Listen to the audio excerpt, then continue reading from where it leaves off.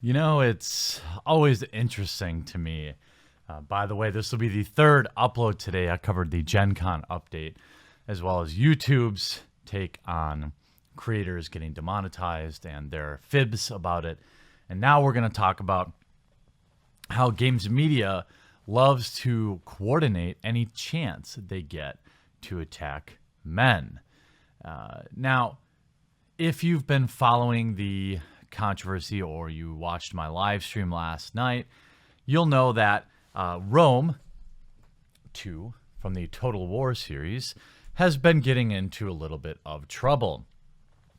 The game has been out for many years, and it was patched back in March, which allowed certain percentages of generals from different factions to be women.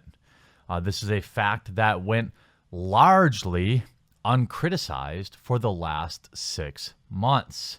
Fast forward now until September, when we had a bit of conversation inside the Rome 2 forums on Steam, when a developer, the community manager, and then who was pinned then by the developer of the game, shut down a thread discussing the female generals, saying the perfect get woke, go broke phrase that we know and love, made famous by Battlefield 5's Patrick Soderlund, I believe. If you don't like the game, don't play it. And also, you can mod it out. You can either mod it out or don't play it. So essentially, this download happened in March. It was a freemium download, basically a patch. It wasn't some DLC that you paid for. It was a change to the game that came on board free.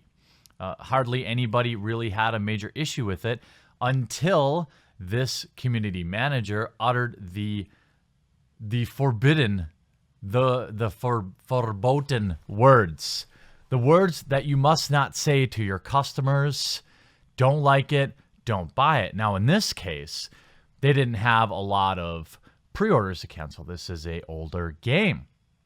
And so, what did they have left to do?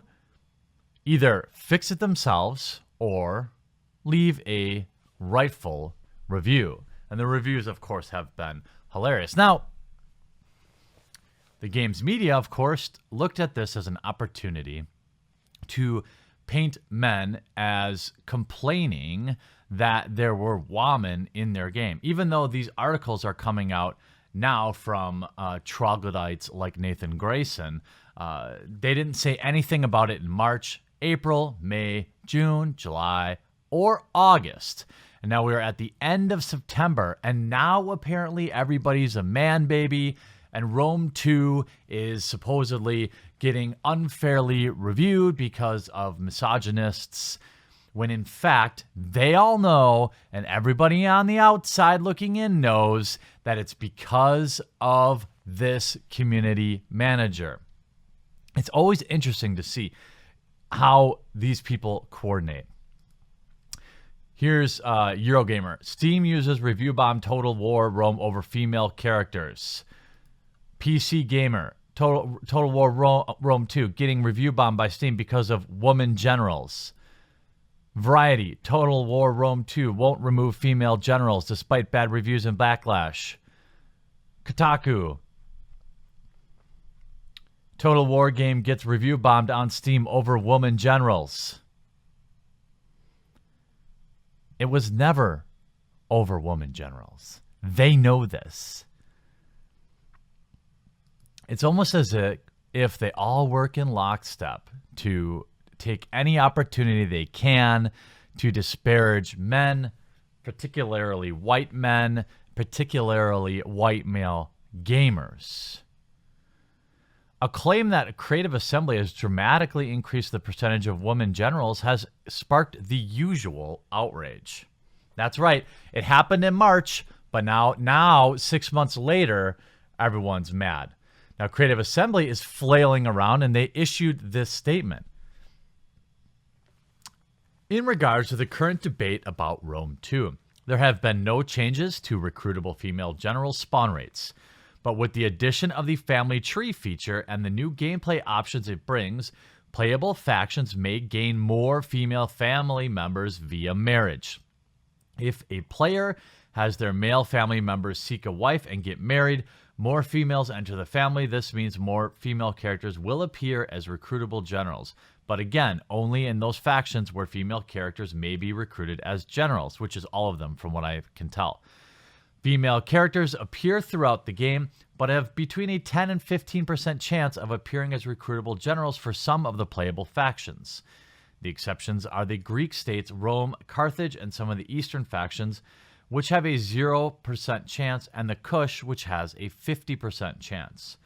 This is to broadly represent the cultural differences in those factions during the time the game is set. Now remember that this community manager came out and said, Total War is not historically accurate. It's just historically authentic. Whatever that means. These percentages are moddable by players. We're not seeing a variable bug where this is shown to be different or not working as intended. We have no plans to patch this out or remove this feature from the game. And we see the top comment. It's quite an unfair assessment that you're making, CA Games. If you want to be more genuine and accurate with the percentage, you should have it at 2 max.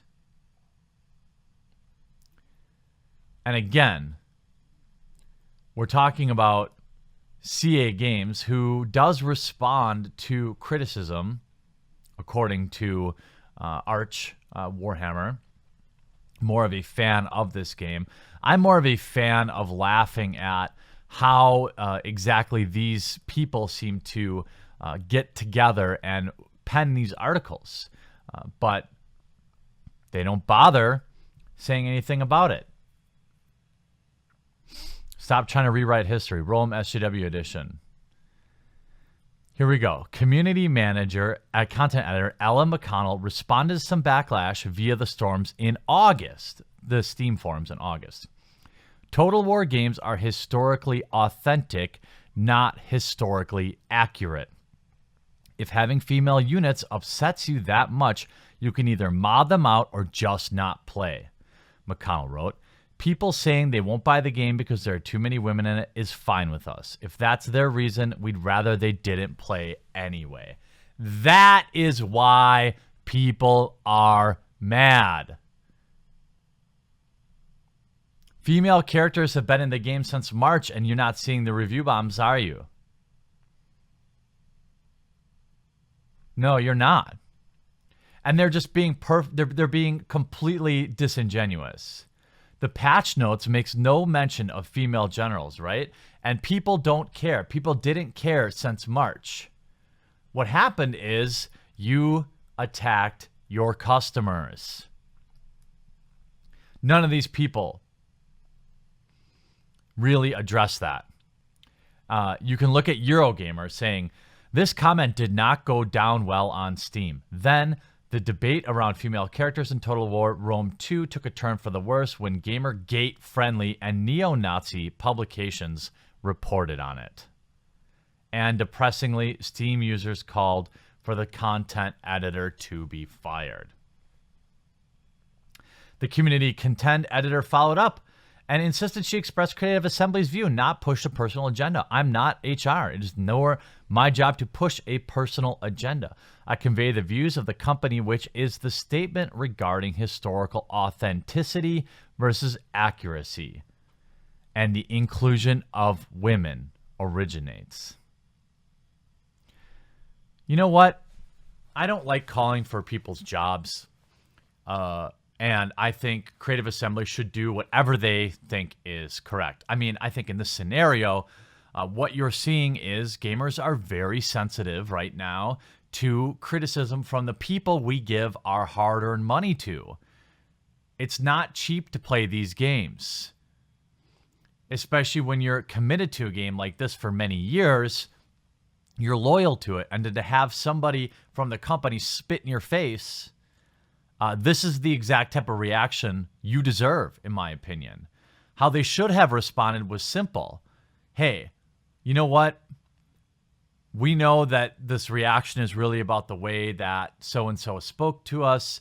We've reprimanded her. We apologize. We love you guys. Please keep enjoying our games. If you have any questions how to mod, we'll help you do so. Have a great day. Instead, they doubled down, as SJWs always do. This isn't a game that I choose to spend time on, and it isn't a game I choose to spend any time on in the future based on the way that they choose to treat their customers, and they choose to let video games activist websites continue to disparage the video game community.